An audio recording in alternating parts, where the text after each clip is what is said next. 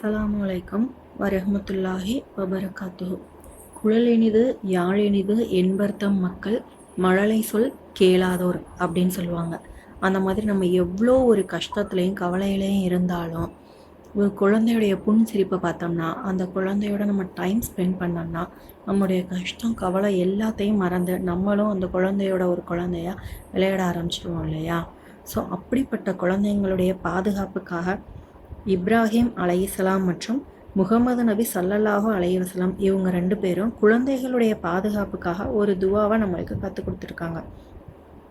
அது என்னன்னா, அஊது கலிமாத்தில்லாஹி தாம மின் குல்லி ஷைத்தானின் வஹாம வ மின் குல்லி ஐனின் லாம.